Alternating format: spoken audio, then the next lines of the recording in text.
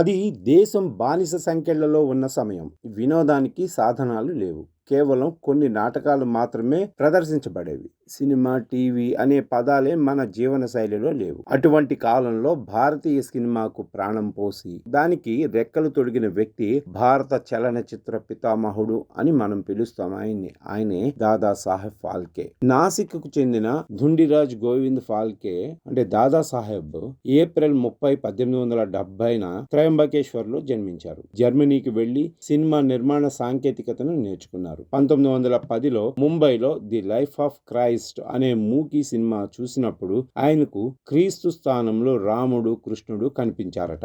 మనం మన దేవుళ్లను తెరపైకి ఎందుకు తీసుకురాకూడదు అన్న ఆలోచనే భారతీయ సినిమాకు పునాది పడింది. రాజా హరిశ్చంద్ర సినిమా తీయటానికి ఆయన పడ్డ కష్టాలు వర్ణనాతీతం. ఎవరూ పెట్టుబడి పెట్టడానికి ముందుకు రాకపోవడంతో తన ఇన్సూరెన్స్ పాలసీని తాకట్టు పెట్టి భార్య సరస్వతీబాయి నగలను అమ్మేశారు. 15,000 రూపాయల బడ్జెట్ తో 1913 మే 3న ముంబైలోని కొరేనేషన్ సినిమాలో భారత్ లో తొలి ఫీచర్ ఫిల్మ్ విడుదలైంది. ఆ రోజుల్లో సినిమాలో నటించడం అంటే సమాజంలో చాలా తక్కువగా చూసేవారు. తన సినిమాలో రాణి తారామతి పాత్ర కోసం దాదాసాహెబ్ చివరకు రెడ్ లైట్ ఏరియాలో కూడా వెతికారు. కానీ ఎవరూ నటించడానికి ఒప్పుకోలేదు. చివరకు తన వద్ద పనిచేసే దత్తాత్రేయ అనే వంటవాడిని హీరోయిన్ పాత్రకు ఒప్పించి నటించేలాగా చేశారు. రాజు పాత్రను దత్తాత్రేయ పోషించగా రోహిత్ పాత్రను ఫాల్కే కుమారుడు బాల్ చంద్ర పోషించారు.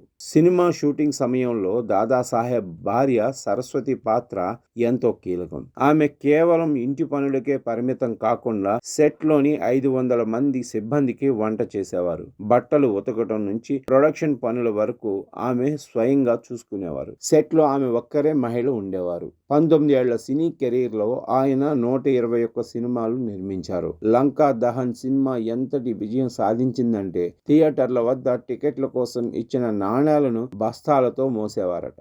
అయితే టాకీ సినిమాలు రావటంతో ఆయన సాంకేతికత వెనుకబడిపోయింది. 1944 ఫిబ్రవరి 16న నాసిక్లో ఆర్థిక ఇబ్బందుల మధ్య ఆయన కన్నుమూశారు. ఆయన గౌరవార్థం భారత ప్రభుత్వం 1969లో దాదాసాహెబ్ ఫాల్కే అవార్డును ప్రారంభించింది.